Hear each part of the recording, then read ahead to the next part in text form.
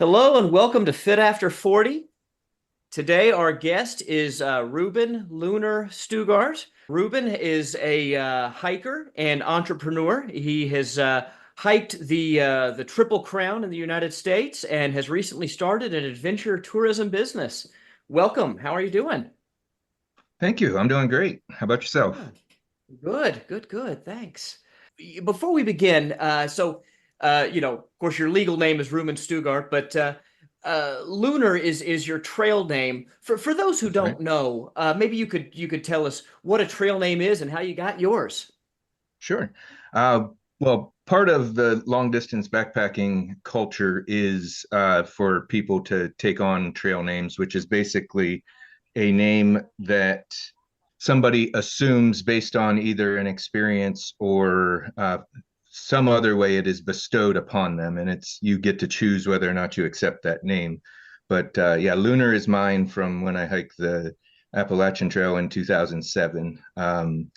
Prior to the trail, I had done a lot with the moon, which is kind of how my trail name came to me. I did a lot of sweat lodges and different things like that related to the moon and had a lot of focus there. So, amongst other things, over time, it also really makes me appreciate the moon, and I tend to do a lot of night hiking. Cool.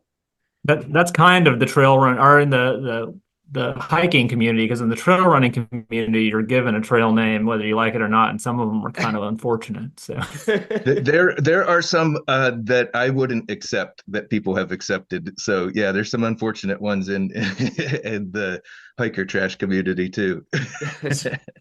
So was the Appalachian Trail the first of the big three that you did? It was, yep, yep. So I did that actually uh, in 2007. It was actually a honeymoon for my first marriage. Oh So wow. 5 months on trail after we had just gotten married was it was a good hike. Yeah. So, for those who don't know, can you tell us what the Triple Crown is? Obviously, the Appalachian Trail is one of them. Right. What are the other two? So the other two are the Pacific Crest Trail, which runs through California, Oregon, and Washington, and the Continental Divide Trail, which runs through New Mexico, Colorado, Wyoming, Idaho, and Montana. So, Wow. and then I did the PCT in 2019 and the CDT in 2020 and Wow. 21. I did that one in 2 years. I strongly recommend that. It's a long hike. So let's start with the AT. So you said you did it in 2007. Now, most people start in Georgia. Where did you start from and why? I started in Maine. We were living in Georgia at the time, and we wanted to hike home. I'm from Pennsylvania, so we actually drove from Georgia to Pennsylvania, dropped our resupply boxes off at the hostels and places that we knew that we'd be staying, and then kind of got to preview the trail in that way, which was pretty cool. And then my parents drove us up from Pennsylvania to Maine, and we mailed those resupply packages. We didn't take as long to do that section. Hmm. About how many miles were you covering a day? We started out, and I would recommend this to anybody who's doing a big experience. We started out doing 8 to 10 miles a day. Okay. And then we built ourselves up to where, after a week we'd add another 2 miles, and then after another week we'd add four. Eventually we got to where we were doing 20 to 24 pretty comfortably. And then, you get an occasional big day, but Hmm. I wasn't trying to do anything huge. There's people these days that are doing ridiculous long Oh days. yeah. We have a friend who's actually been on the show who he attempted an FKT, the north to south FKT, and he's possibly gonna mount another attempt. So he's covering some serious mileage, but for my money, I'd rather stop and smell the roses a little bit. Yeah, there's something about pushing yourself that feels really good, but there's also something about slowing down and checking out the mushrooms and seeing the Hmm. which fish are in this stream and seeing if I can't catch one with my tenkara rod. I, I I like nature, so I like to spend time in it, but I also like recognize that I can see a lot more of it if I go faster. Actually, a real quick correction to that. John actually was doing the southbound, so he started in Maine and was on a southbound trek on his FKT attempt. Now, who's Um, that, John? John Harden, Okay. Do you and know his yeah, trail but name? oh, I don't know what his trail name is. I don't know that he has what he did he did the one Chris was talking about, but he did the same route you were talking about. He Okay. started in Maine and did a southbound attempt on it. Something that always kind of comes up too, because I was talking to another through hiker just a couple days ago actually, and I was curious, and I always ask people to do the AT. What was the hardest section of the AT? Because I always hear a lot about Pennsylvania, but he was actually more of a like, no, New Hampshire was the hardest part. What do you feel like it was?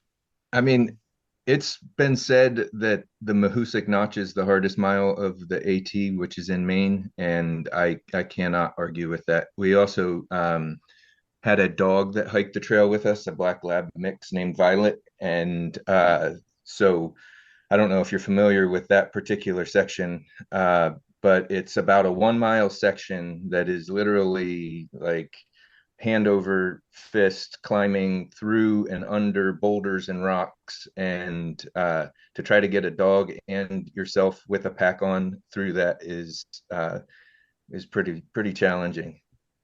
It's like a That's kind of lot. interesting that you took a dog too. Because yeah, there's a lot of section. I mean, I've been on just small sections of the AT, and there's some sections that it might be difficult to navigate with a dog. Or did you find it mostly just in a few spots that it was real hard? Or I mean, there's 3 spots on the AT that dogs are not allowed just because of the who manages the trail in that Mhm. particular area. The Baxter State Park is one, so the northern terminus where Katahdin is. Bear Mountain Zoo, the trail actually runs through the Bear Mountain Zoo in New York. So, Oh wow. um, That's awesome. so an acceptable alternate is to just walk on the road outside of the Right. zoo. So I did that for that one. And then the Smoky Mountains is another place that Yeah. dogs aren't allowed. But doing it with a partner and a dog, I think it was pretty manageable because I would imagine doing it by yourself with a dog, the in-town logistics would be incredibly difficult, to get into a grocery store or to a post office. I mean, a lot of places don't love to have your dog in there, you know? It's funny considering that a lot of Really don't. dogs are better behaved than a lot of kids, but Right. no, nobody Oh cares about yeah. my opinion. So, so what kind of wildlife did you see? So having the dog actually, I think, kept us from seeing quite as much. Right, sure. Like we didn't see a moose on trail, I don't believe. We did see a couple bear, and then just your typical East Coast critters. You know, hear some coyotes every now and then, and Sure. all of the songbirds. And I'd like to amuse myself by trying to identify plants and animals. So Absolutely. that definitely, when you're walking 20 or so miles a day, it gives you something to think about. Absolutely. Absolutely. I've run through the Appalachian Trail section of Smoky Mountain National Park a few Mhm. times, and in that section, the bears are pretty prolific. Now, is that where you saw bears, or was it in other spots? No, it was New Jersey that we saw the bears, which is another place that has a lot of bears.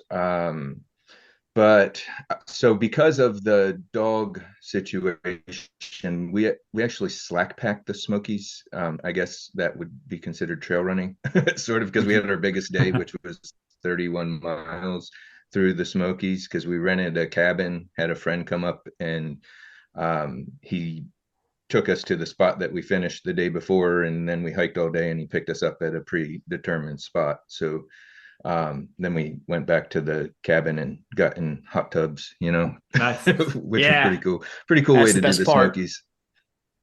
Yeah, So what about other folks you met? Speaking of wildlife, what about the other right. hikers? I'm sure you met some interesting characters. I know all the sections I've done, I've always met somebody that is, for better or worse, very memorable. Yeah, yeah. There's definitely some of those folks. I remember Now, what you said though is right that most people do it northbound. So I think Mhm. southbound that year there were like maybe 100 people that started or something like that, which is Oh, really that's a all. nice size community, right? Because Yeah. this was 2007. It was after Bill Bryson's book, but before Wild, so like not quite as many people were out Right. there. Not as much social media, so wasn't quite as popular. Sure. Twisted Sister and Mr. Cowpie was a father-daughter combo that we hiked with and around. And it's interesting to like see them. Like I'm still like Facebook friends with them, and she has become like this amazing emergency doctor, like Oh, but wow. wilderness emergency doctor, That's Oh, wow. awesome. and like does courses all over the world. And her dad was Mr. Cowpie because he Mr. did. Cowpie. Speaking of unfortunate trail names. No, so it actually was not a trail name, and it was a name that he had before because he has a children's character for a band that he's in. Like he's got a children's band, and Mr. Cowpie is the main character that sings the songs. Wow. So that one traveled along with him, and yeah, that was an interesting couple to hike around. I bet. As far as training, it sounds like you started out at a pretty moderate level. So, had you done any training prior to attempting the trail, or did you go from casual hiker to through hiker overnight? Well, prior to doing the AT, I was working at a therapeutic wilderness program, Oh, and wow. backpacking was one of the therapies that we used. So I would regularly go on backpacking trips, canoeing trips, all the wilderness things, rock climbing and caving. I get it was just how I lived and how I Right. still live. Like I'm still always doing something in the outdoors. Yeah. Yeah. S- Well, me too, as often as I can. And did you Right. catch some trout on the trail? Did you said you brought your fishing pole? I did for sections of the trail because of the whole licensing thing, and, Sure. and so many different states. I think I only got my license for Maine and had it in Pennsylvania. Hmm. So I did catch a few in Maine, and so I did a lot more fishing on the CDT when I did that because I did that vehicle supported. Oh, wow. Okay. So I could keep my uh, I actually had my fly rods and my Tenkara rods, so I could switch them out based on which section of trail that I was doing and whether I was fishing or yeah, backpacking with a chance of fishing or backpacking to fish. Right. And you said that was the PCT, the Pacific Crest? No, that was the Continental Divide. Oh, excuse me, Continental Divide. Okay. Right. I have heard that that one is the hardest in terms of it's hardest to find the trail. There's not a lot of trees, so the blazes are hard to find. It's not as well trafficked as the other two, so you long stretches by yourself. How would you characterize your experience? It's definitely more wild than the other trails, which Okay. is one of the things that I appreciate about it. I mean, the navigation these days, because I did it in 20 and 21, I Hmm. used the Far Out app, which used to Okay. be Gut Hook. It was Gut Hook when I used it on the PCT.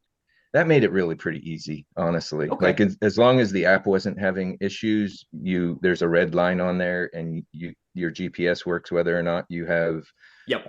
cell service, so you can tell where you are on that red line and if you're off of it, and then if you were smart enough to download the maps ahead of time, then you can still see the maps even though you're offline, and you can kind of, and they're topography maps, so as long as you can Right. read topos, then you can kind of Sure. figure out the best way to get back to trail. Because I mean, a lot of people think for it to be considered a through hike, there's varying degrees of what people consider it to be. Like continuous footpath is what most people are good with. Like as long as you have a footpath that goes from Mexico to Canada, you're good to Right. go. But there's complications in that and what make that not necessarily feasible. Hmm. Although I do have that for all three of my trails, so I Okay. I also kind of believe in that. I'm kind of curious, and I want to go back just a little bit back to the AT because I often I'm curious because you said you started out really slow and you kind of built that mileage up day over day, and towards the end you were getting some pretty long days in. What kind of fitness transformation do you feel like you went through in that process? I mean, I know you were an active person obviously prior to that, but I've talked to a few through hikers and by the time they come out there that have done any of these trails, that it's quite a transformation physically for them from how they It started. So, it was, yeah. I lost on the AT, I think I lost like 40 pounds. So I started at like 220 Wow. and was down to like 180 or 75 or something. So yeah, it's definitely a good weight loss method. I did learn some stuff from that one and ate a little bit differently on Hmm. the future trails, so I didn't lose as much weight. And I also kind of focused on my upper body a little bit because I got the T-Rex syndrome on the AT where I totally lost my upper body. Right. Um, so yeah. I actually like would lift rocks and do push-ups on bridges when when I was doing the PCT. So Yeah. Yeah, that's great. Yeah, I was always kind of curious about that. So, go. So on the Continental Divide, did you start where did you start from? okay, so we started it in 2020. I started it with Yep. 3 partners and 3 vehicles. Okay. 2 of the partners were teachers, so we started, I think it was in June, at the Colorado-Wyoming border. Okay. We drove north and hiked south. So we kind of did like a zipper pattern thing where we are kind of leapfrogging the cars Sure. so that we didn't have to go into towns. We had our resupplies, our extra gear, all of that kind of stuff in our vehicles.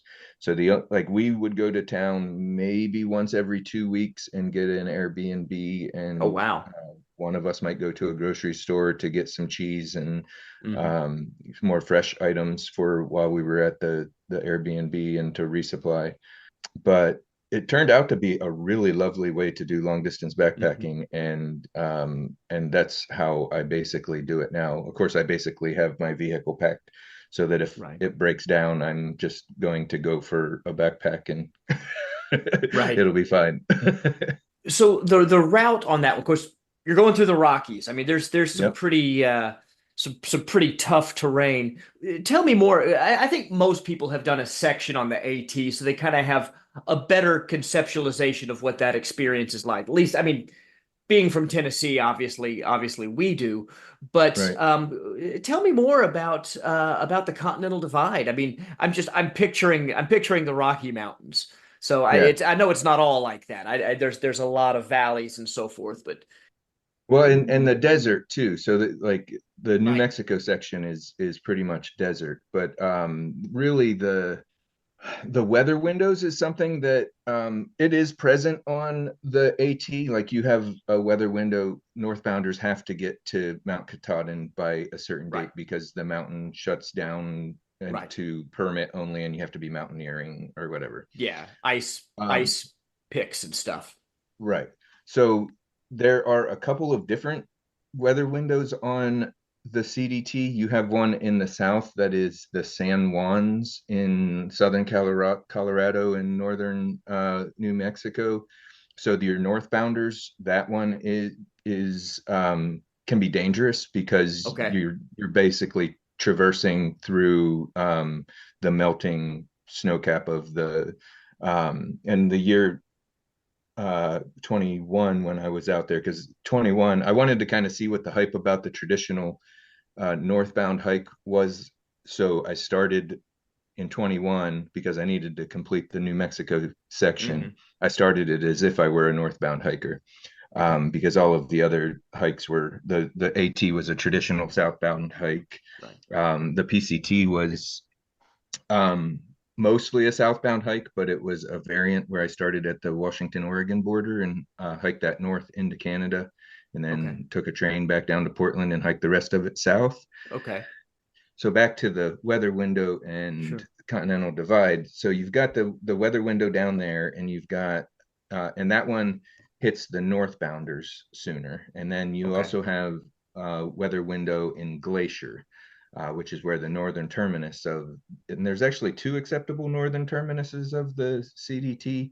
Hmm. I didn't know The that. one that is at the Canadian border that's through the wilderness was closed. Like I couldn't actually, there wasn't anybody there. It's not a manned post or anything, but Sure. because of when I got there, I was not able to hike into the next place on the other side, which is Waterton. Okay. So somebody doing a southbound hike has to wait for that to clear out before they can start. So that's why southbound hikers would be starting in June or July. Late, very late, because even Right. even in Maine, you're starting before June or July, right? No, in Maine, we started in June. Oh, really? You started that late then too? Because Yep, yep. people, northbound hikers, started Springer Mountain like what, April? Yeah, April. I mean, people were starting. I have a friend who actually just finished. She started in February. She took her Wow. time, but Yeah. but people are starting earlier and earlier, and some people are Hmm. doing winter hikes of it. So Wow. Um, so that was another benefit of doing the CDT, the vehicle supported, was I could choose the Sure. section that I wanted based on the weather window. So like Right. I hiked the desert of New Mexico when it was the ideal time to hike that. But When I is also that? hiked the April, March, Spring. April, yeah, Sure. springtime. Because Before it gets too it hot. Is before that it what you're gets trying to dodge? yeah, Got it. it was still hot then. Like there was Right. there were days where we siestaed and put tent up and sunbrella up just to try to get some shade because there was no shade around. And that's in So April. and then night hiking is wonderful in the desert. Oh yeah, I guess you don't That, have to be yeah. quite so sensitive to you don't have to be quite so cautious of uneven terrain and so forth in the desert. It's going to be a little more regular. You're not going to have the canopy blocking the moonlight. You can see a little better. Well, I mean, a lot of the trails are trails where it's not really like it's pretty easy walking. Right. And some of the CDT is like two track. There's even paved sections of it that hasn't Mhm. gotten to public land yet or easements and whatnot. So there's definitely better trail for night hiking. When you don't have to do the Right. navigating is when night hiking is the best. And Okay. it's pretty easy to navigate when you have a good trail. Very well defined trail. Yeah. Yeah. Not to mention the desert just gets a lot cooler at night, right? Because you're Yeah, totally right, exposed exactly. during the day, but since the air's so dry, as soon as the sun's gone, the heat's gone, which is Of course, makes you're it, in I'm New sure. Mexico. So then when you see the Starlink satellites being launched and you have no idea what that is, you think that the aliens are invading. So Yeah. And I had a chance to talk to a few CDT hikers last year at Leadville because Mhm. they all congregate in Twin Lakes there Well, pretty Leadville's a heavily. good And spot too because Melanzana, those I've got a few of those hoodies now. That's the only place you can get them. Nice. look at this, got one right Yep, here. you got your belly right there. Uh, Well, that takes us to the Pacific Crest. Now, the Pacific Crest has the reputation of being just absolutely beautiful. It is stunning. It really is. Like you have Crater Lake and the Sierra and the in Washington you have the Goat Rocks Wilderness and like just expansive views and you know hitting that at very at Hmm. the so the way we did the PCT starting we could start a little bit earlier starting at the Washington Oregon border because but we did have to hit the Goat Rocks Wilderness in Washington in a little bit sketchy of a time. So that was really exhilarating, but that did afford us the opportunity to hike because to to do a traditional southbound hike, you have to hike there. There's not a road that goes to the northern terminus. So you have to Okay. hike 30 miles to get to the northern terminus of the Wow. PCT.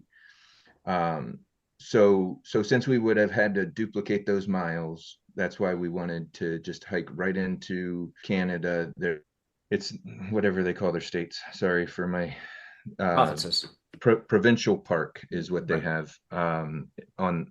8 miles in. So then from there, we hitchhiked to Vancouver and then took a train back down to Portland. Nice. So that was an interesting adventure in travel Yeah. outside of the through hiking, because I do like all kinds of travel too, Hmm. like not just walking. Sure. Yeah. On the Did AT, you did you tend to pass through a town every third day, fourth day, depending on how far, depending on how many miles you're covering in a day. How often do you pass a town or somewhere that you could resupply on the other two?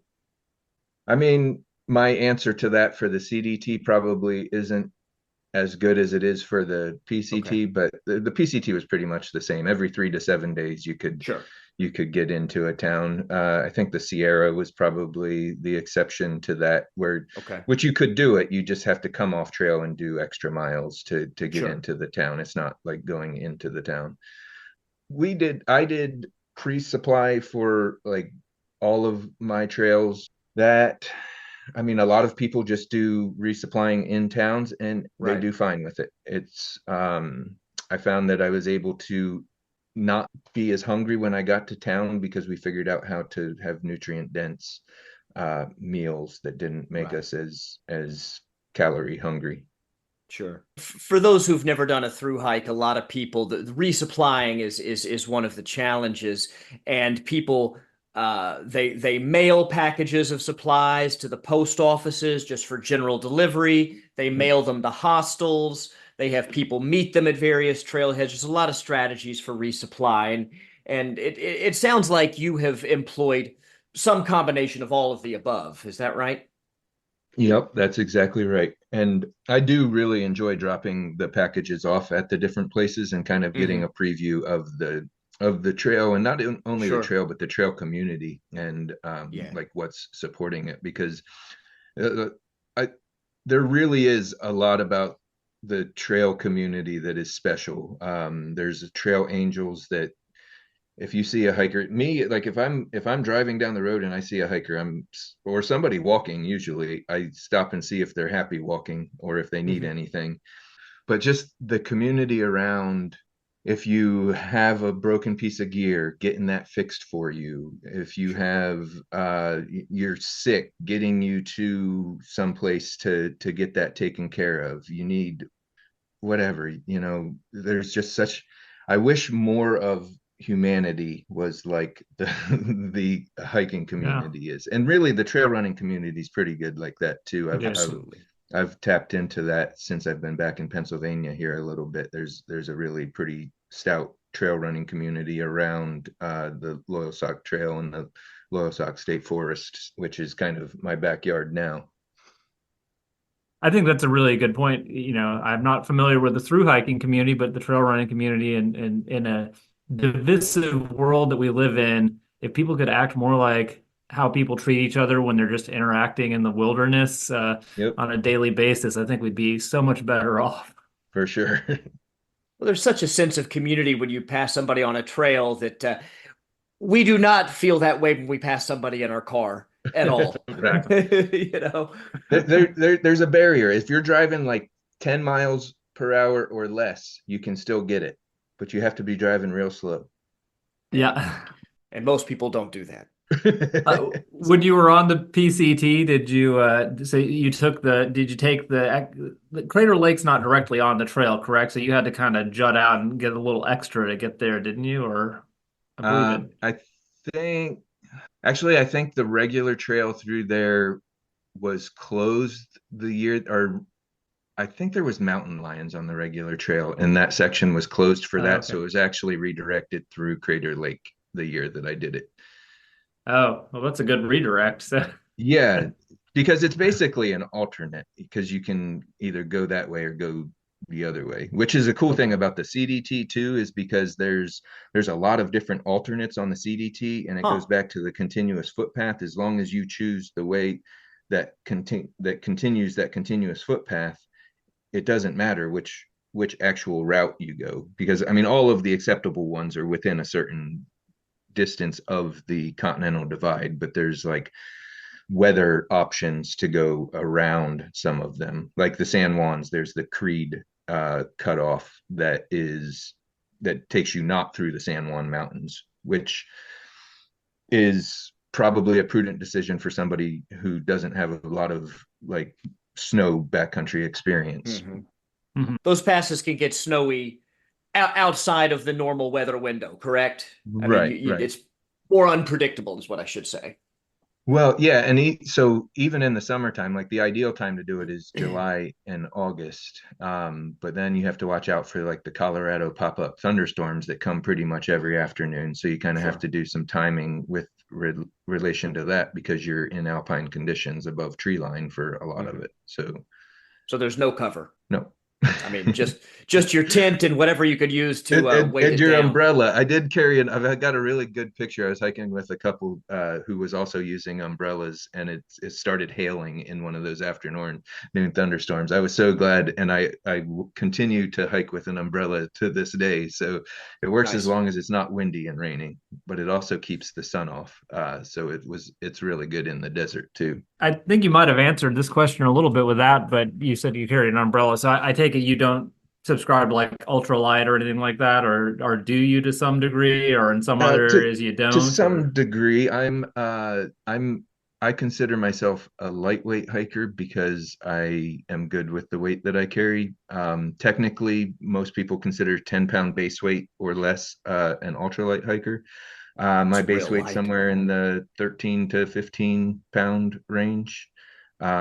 Because I do like sleep is really important for me, so I like to have a inflatable mattress, Yeah. and I don't like to wake up to bugs on me, so I sleep in a tent that has the mesh and don't just do with the tarp, which is what the guys that are getting to the Yeah. ultralight sub 10 base weights are doing. They're giving up comforts, and I'm I've got a pretty good setup now where I'm comfortable when I'm hiking and I'm comfortable when I'm in camp and sleeping.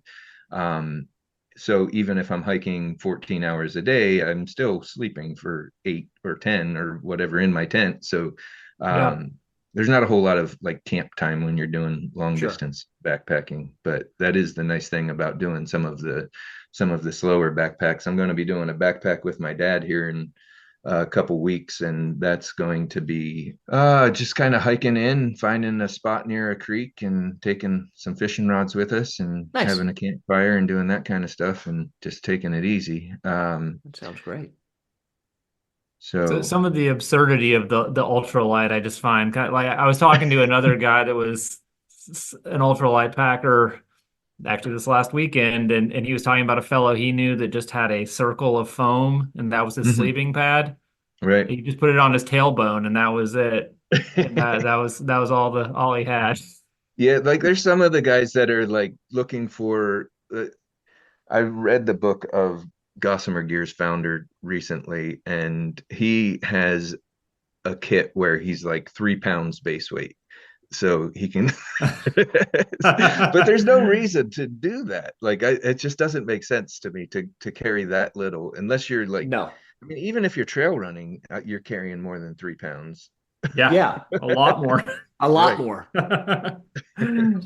So what is in your pack? Let's unpack your pack. What do Okay. you carry? So 15 pounds, you're still 10 pounds under what I carry. Okay, So so that's pretty light. the pack, and I am doing so with my business. Let me just introduce my business because Sure. all of that travel made me want to keep adventuring and Yeah. keep backpacking. So I've formed a business called Lunar's Outdoor Adventures. So it's Hmm. directly related to my trail name, Yeah. and because it was inspiration that came to me while I was hiking the CDT, and I Yeah. was figuring out what am I going to do after I get done doing this, because I'm going to have to make money again at some point. And so a little backstory for that. I lived in Nashville, Tennessee for about 10 years and moved there about 2008, moved out about 2018. Yeah. Everybody and their brother moved to Nashville, Tennessee during that time. Yes, they So the did. properties, the two properties that Will I come in. that I had there, we sold for 2 and 3 times what we had paid for them. So that afforded me the 10 months in a camper, the Pacific Crest Trail, Nice. 5 months in South America, and Continental Divide Trail. I'm Um, jealous. Real jealous. Right. So I knew that that would run out, and Mhm. being able to do this and continue doing something that I love um, is what I'm trying to do. I'm finding being a Absolutely. business person has its own challenges and things to overcome, and as well as working with government bodies to get permissions to be doing charging things in public places. But Right. those are things that I'm working on and will get through. And I do. So what I was going with this, Yeah. Ryder Park, just outside of Williamsport, near Warrensville, is an little over 800-acre park that is right near where I grew up. So Yep. I spend a lot of time there, and I'm going to be doing. And I did one 2 Saturdays ago, and I'm going to be doing it pretty regularly. A lighten your load backpacking. Compressed backpacking. I'm still working on the name of it. If you have any Sure. ideas, let me know. Yeah. Um, but basically what it is, and for this next one, I'm actually going to have some ultralight gear from a local gear company here called Vargo Outdoors, which they have and I'm curious to get my hands on this. I have a friend who uses it and raves about it, but they have an external frame backpack. So it's a new age titanium external frame backpack that is because I mean, I don't know how much into the backpacking community or backpacking gear you are, but like external frame used to be the way of the backpack. Right. Then in the 90s and 2000s, it became the internal frames, Internal. and now in the ultralight, a lot of the packs are going to frameless. So Right. because Vargo Outdoors, their main bread and butter is titanium products, like little cooking Hmm. pots and spoons and things like that. Um, they've developed that frame for their backpack. So I'm going to have that, and they've got a new tent that I'm interested to try out. So I'll have those there, and like Cool. I'll have my gear so people can either rent gear from me or they can Sure. bring their own gear and we can do a shakedown. Like if they got something new that they want to try out, they can bring that out. We just take a short hike to a spot to set up camp, boil some water. That way we can kind of use all of the gear that you would need Right. for a backpacking trip. And then break camp, have conversations about what works well, because there will be Hmm. multiple people with different gear. You'll get to see and put hands on all kinds of different, Sure. mostly cottage industry, but like my go-to pack is not a cottage industry pack at all. It's an Osprey. It's actually a pack that they don't make anymore because it. So back to the what's in my pack, Right. the pack itself weighs about 2 pounds. It's called the Osprey Levity 60, Okay. which is the place to cut the weight of your pack. But you have to have one Sure. that can support the weight of the rest of the stuff that you have. And it's got to sit comfortably on your body too. Exactly. Otherwise, you're really going to have some sore shoulders at the end of that day. So, Right. And you shouldn't, like, your shoulders shouldn't feel it at all. Most of the weight should be on your hips, okay. for traditional backpacking. Absolutely. So there are the 3 5 pounder guys now that are doing away with the hip strap and just doing the shoulder straps because their pack's so light they can just basically carry their backpack that they had when they were in elementary school. Yeah. Right. Yes, they can. So is one of the services you provide, would you help somebody fit a backpack? Because I've done a couple of day trip with a pack that wasn't properly fitted, and I felt like a train wreck when I finished that. We did 40 miles in 3 days, and it Right. almost killed me. Yeah. Yeah, definitely. Helping people to figure out what gear fits them, because I mean it is very individual. Like there's different Absolutely. options, and like you can kind of tell by body type what's going to work, but it just really depends. Like I need the ventilation. For me personally, I need the ventilation that the Osprey pack provides, especially for the main 3 seasons of backpacking. Yep. For winter backpacking, I don't need that, and I It's use different. a different pack. For, for But because I get rashes when my body temperature stays too hot, so right. like to avoid that, I need to figure out, like, that's also why I wear these sun shirts all the time, because they Hmm. breathe really well. What else is in my pack?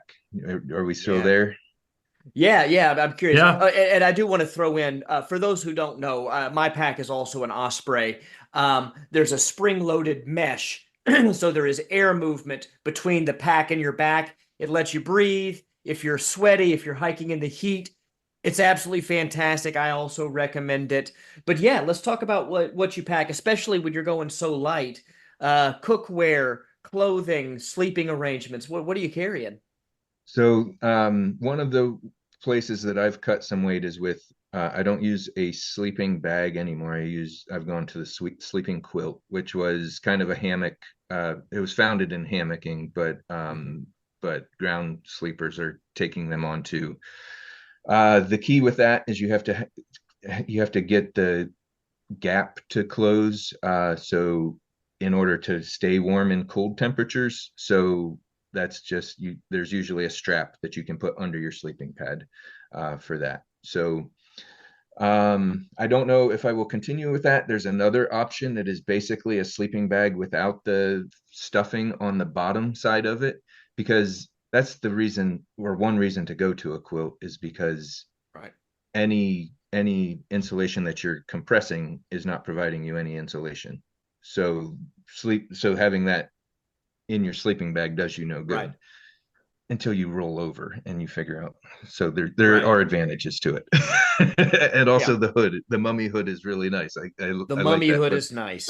The mummy hood is But nice. I've got a warm one, and I wouldn't go without it if I'm in any kind of cold weather. But right. So I do the hood in my puffy jacket. So I do a hooded puffy okay, jacket and I sleep in that. And that's how I keep okay, my upper body warm. And I hiked the West Rim Trail this past January, and it was cold. It was very cold, and I did not sleep great, but I slept. And I convinced a couple of my trail runner buddies that that they wanted to do that as well. So we did like 25 miles of a 28-mile trail in the nice, first day. nice. Yeah. So what about cookware? Cookware, I use the Mighty Mo. It's just a little three-prong, four-prong Hmm. isopropane Okay, gas stove, and a little titanium pot. I Those are basically all that I need. Like, I don't carry any soap. I don't carry much in the way of anything else related to cooking, because all I do is boil water.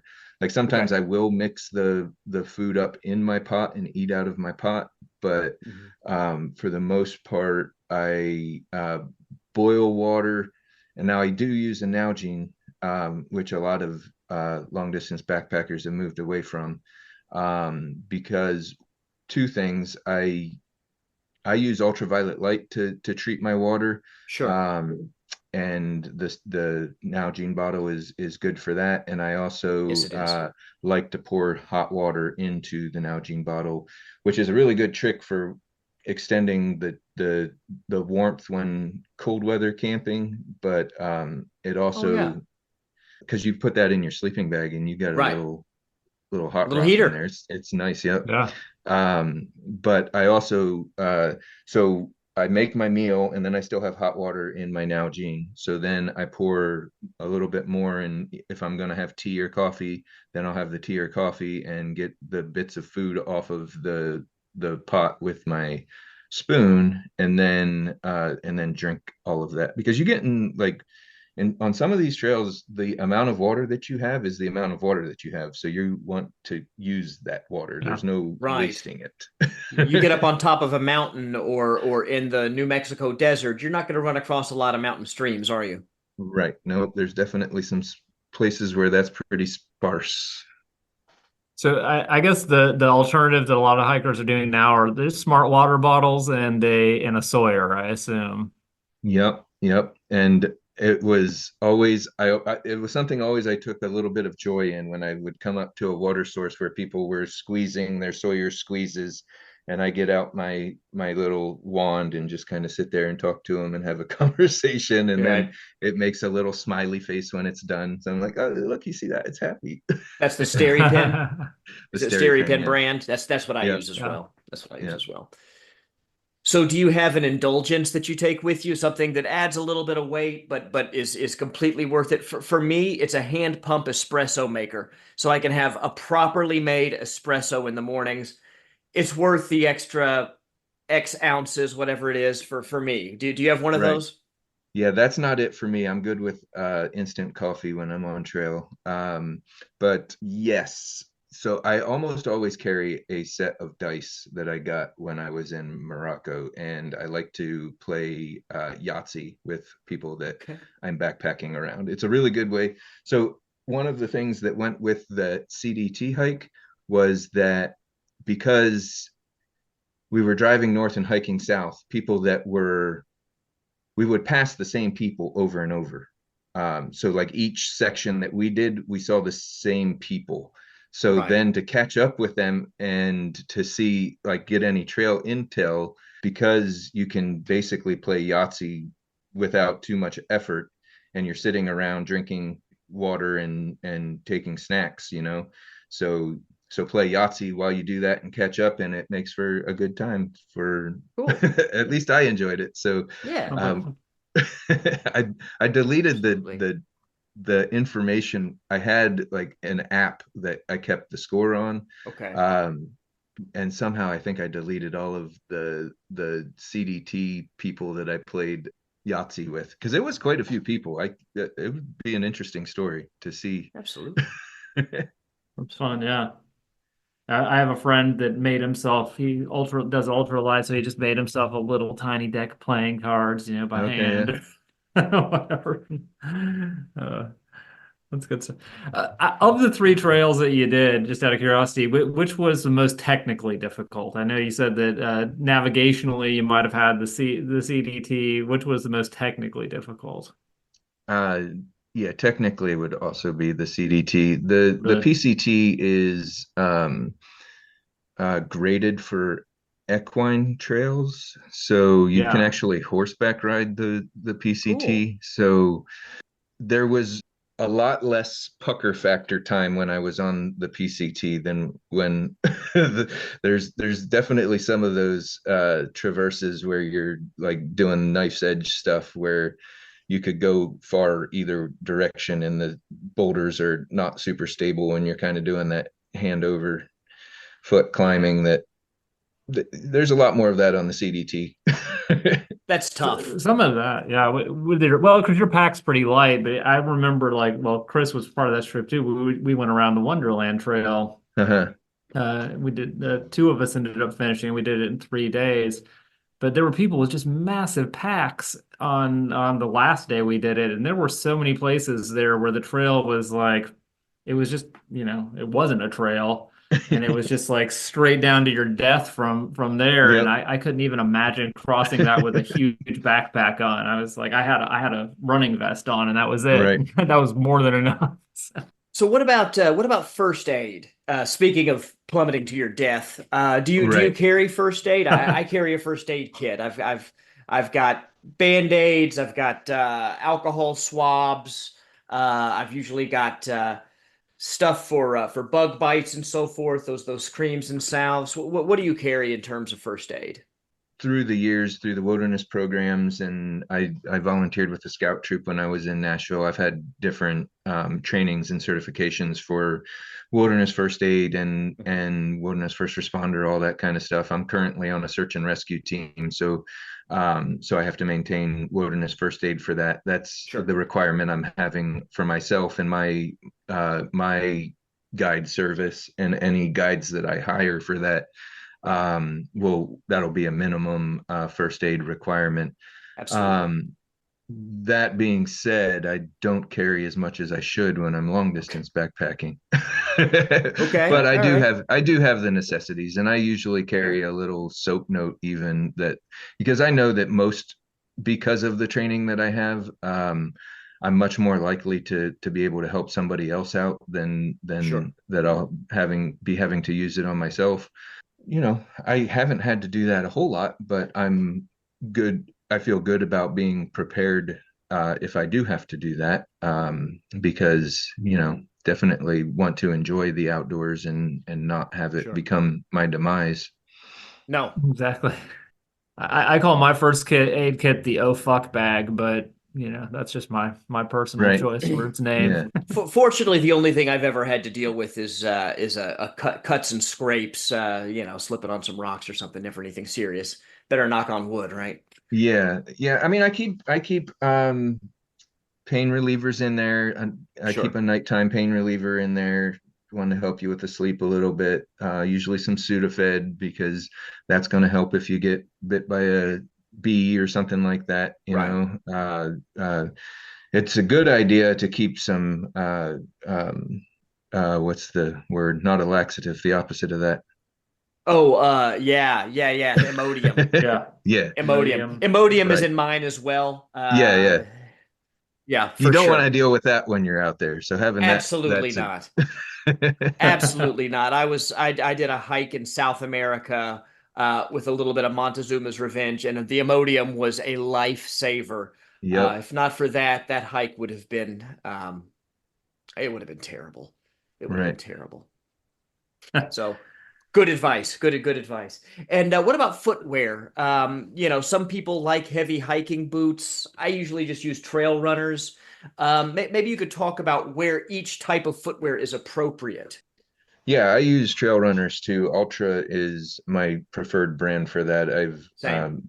been using it for a long time. I've got a Absolutely. bunch of the different models. I just got the Mont Blanc ones were on sale for a ridiculous price, so I Yes, they got two were. pairs of those. I got a pair as well. Glad we're watching the same sales. Makes me feel good about Right. my decisions. So I'm interested to try those out. Yeah.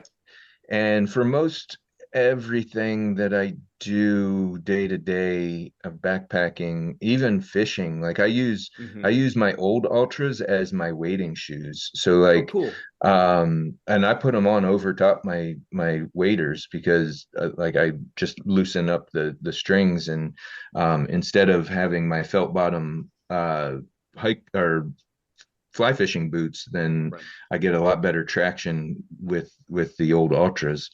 Yeah, most things I use trail runners for, but I do like with getting vehicles ready to take me through this continental divide states. I've had to do some welding and projects like that. I definitely don't want to be wearing trail runners while I'm doing that kind No, of stuff. Also when I'm hunting in Pennsylvania, like the doing side mountain traverses where there isn't a trail, like the mountain just slides down from you yes, it and like does. it's it's the rocks that are like those are not good feelings. So I definitely wear They're not stable. leather boots when I know that I'm going to be doing that kind of stuff. Okay. And for a lot of the search and rescue stuff that I do, I wear boots. That extra protection. Okay. Yep. So now, you mentioned that you're doing a workshop with your business, just kind of helping people, just teaching them the basics. So let's talk about those services that you offer. So maybe we could start with that workshop that you're doing. That's you're going to take people out. Tony, just so you know, Ryder Park. If you lived out here, that would probably be one of your main go-tos for trail running. It's great. Gotcha. I really like it. So tell me more about that. Okay, so at Ryder Park, I will be doing the Lighten Your Load program, which is I have it scheduled as a 2 hour program, but it really should probably be a 3 hour program, and that's the one I was telling you about before. Right. I'm going to on another program. I have mastering mapping apps. Okay. So, and I use a lot of Yeah. different mapping apps. I use the Gaia because I used Garmin products. My watch, I use the Explorer app. Okay, and because I have the old Garmin Mini, I have to use the EarthMate app. Okay. So Oh I'm yeah. very familiar with a lot of different apps. Hiker with two eyes is one that I've been turned on to recently, Okay. and that one's really cool because with a paid subscription to that, and I'm not sure if you know about Purple Lizard maps, Tony? I'm sure Oh, you, I Chris, do. do you know Yeah. about them? Oh, yeah. I do. I'm sorry. I thought you were. Go ahead. Yeah. Tony, do you know about the Purple Lizard maps? I do not. I'm excited to learn about purple lizard maps. Okay, so it's a local Pennsylvania company that started doing the just really detailed outdoor recreation focused maps of the state Mhm. forests of Mm, Pennsylvania, which there are a lot. There are like there's a 7,100 lot. miles of backpacking trails in Pennsylvania, which is super cool. But Purple Lizard has all of these really cool maps, and with the paid subscription of that hiker app, you can get all of the Purple Lizard maps on there. So like I'm doing Loyal Sock Trail, and I can see all of the purple lizards and all, and their shtick is that any cool like point of interest is labeled on the map Right. with a point with a purple lizard. So Oh, that's where that's the name comes from and why Yeah. it's not totally weird. They're really good resources, and they are specifically oriented toward outdoor stuff. So I use them to plan cycling routes. I use them to plan hikes, anything. They're great. They're a great company. So what other services are you going to offer? So additionally, I'll be doing backpacking consultations. So Okay. if you are interested in doing that, like cutting your weight down and you want help Yeah, to figure out which gear is going to work for you, I do those in hourly sessions, which can either be online or in person. I have had someone over the other night to my adventure garage, which is still that's going to be in development for a long time, sure. um, but there's cool stuff in there that we can talk about. I've got all the maps here. Yeah, Um, we'll also be doing so the adventure planning and the consultations is one thing, and then guided adventures right. will be coming up too. And yeah, Old Loggers Path, West Rim Trail, Loyal Sock Trail, Link Trail, Sure. and these Mid-state. are the yeah. So again, I'm working on being able to Sure. provide those as options. So once Yeah. that comes through, then right now it's to be determined on my website, like Okay. when those are going to be happening. But I would Sure. suggest to any of your listeners who are in the area or want to come to the area, because it is a beautiful, beautiful area, It's beautiful. to email me from the website, and I'll Yeah. start a list for each of the trails. And then when I have something coming up, I'll kind of reach out to people who are interested in those Do a particular mailing list. trails. Yeah. What is your website? Lunarsoutdooradventures.com. Lunarsoutdooradventures.com. And so when you so adventure planning, let's start with that service. Let's say that I want to do the Mid-State Trail. Okay. What all are you going to when we start planning this together? We're going to sit down with our Purple Lizard map. We're going to figure out where I'm going to start. Now, the Mid-State Trail, for those who don't know, is Reuben, correct me if I'm wrong, is about 300 miles. I think it's 327 or somewhere in that range. Okay, so you're looking at you're looking at probably if you do it but probably 2 weeks, maybe 3 weeks for that. Let's start. How would we plan that? We've got our map in front of us, and let's say that I'm an idiot who's put on a backpack for the first time last week. Where do we begin? Well, first, I would suggest to you that you start with a little bit smaller trail Oh, and make sure that your equipment fair. is Fair enough. Fair enough. is fitted out before you.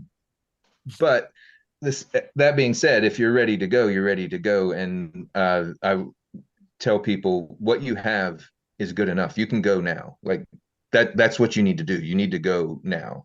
Okay. Um, with what you have, and you'll figure out real quickly during that first trip that you're going to do as a short one, because you don't want to have to endure the suffering for that long, what you want to Right. change. Yeah, yeah. So Get out and do a trial run. um, So what distance do you recommend for a novice? Let's say that I am a novice. Say I've done some day hikes, but I want to do my first multi-day. Maybe I'm going to do 50 miles, and maybe I want to do it over 3 days. So where do we okay. begin with that consult? So we begin by picking the trail and then by picking the dates. Okay. There's so in addition to the just helping the plan, like, I'll help you to develop a Google document where we will kind of have, our conversation of planning in that document. So I'm helping you to plan. I'm not going to plan the trip for you, because without Sure. your investment, you're not going to make it happen. So Right. because it's really what the person who's wanting to accomplish this wants. So Yeah. if somebody has the goal to hike the Mid-State Trail, which interestingly is measured in kilometers and the metric system. Did you know that? I did not know that. No. I'm not sure the reason for it. I know there is a reason for it, but that's like the only place in the world, well, the Yeah. United States, where In the trails are U.S. measured in, Right. right. Not the world, obviously. No. No. Right. So we start by talking what we want to get out of it. Like, maybe I'm a bird watcher, so some portion of my gear is going to be taken up by a camera and a heavy lens. But maybe what? But you would help me plan what to pack. How much food should I bring? I mean, there's a lot of questions if you've never done this before. My first multi-day, I packed enough food, but I did not pack efficient food. I was like, oh, I like apples. I'll bring a bag of apples, which, There's definitely backpacking food. Yeah. oh, it's not a bag of apples for those wondering. A bag of apples when it comes to calorie density and the amount of weight you're putting on your back, I do not recommend a bag of apples. Right. And there's also like learning the equipment Sure. that you're going to be using, that I will help provide. Like the Another service I'm offering is a guide on your side. So I'm not Sure. going to actually be hiking the trail with you, but you will have a satellite communicator in which you can message me if there is something going on that you need assistance with, prior to calling the SOS button. Right. Okay, right, yeah. So It's an expensive um, button. it can be an expensive button for sure. I haven't had the opportunity, knock on wood, to use it and find out for myself, and I'm happy to not do that.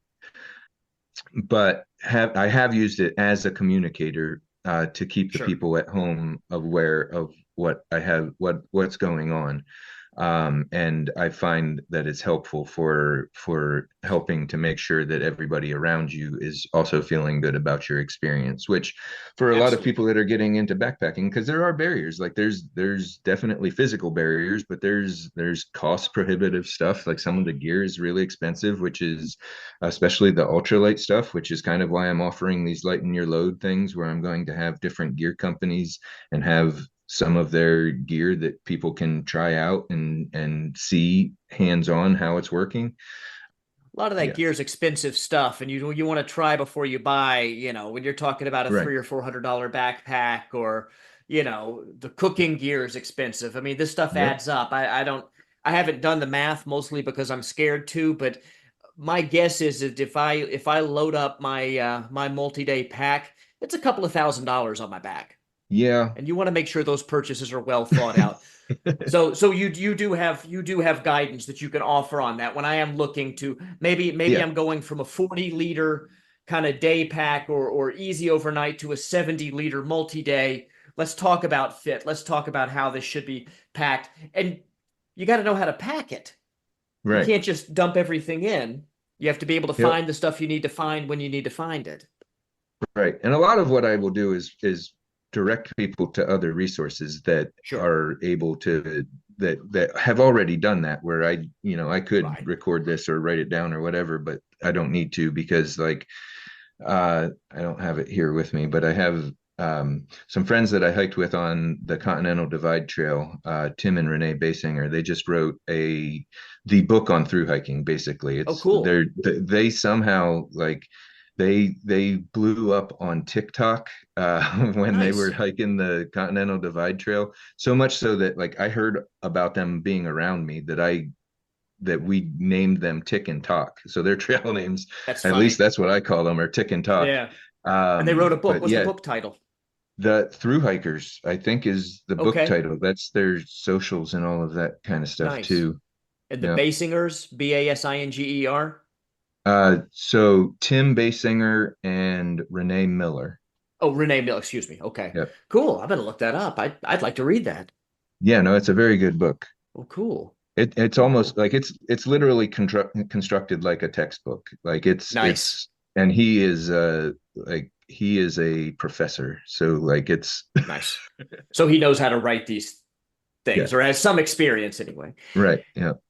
And then I think you mentioned also, well, you've mentioned fishing a lot, but when with your company, are you going to offer support for, maybe I want to take up fly fishing? Actually, that's not a maybe. I want to take up fly fishing. That is a declarative statement. I love trout. I want to be out in beautiful places. There's great trout fishing around here. There is. I don't know how to tie my own flies, and I don't really know how to fly fish. Well, there are definitely people who are better at doing that than me around here, but I'm happy to Okay, take you fly fishing.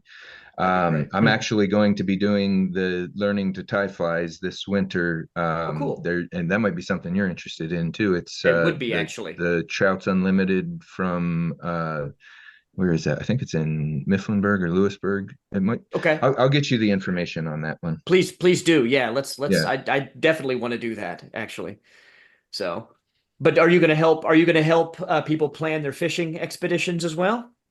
I have a lot of resources on that, and That's I'm great. happy to anything that I can do to help. I'm happy to do that. That's Yep. fantastic. And people so once again, if people are interested in looking you up to help plan a trip, where do they find you?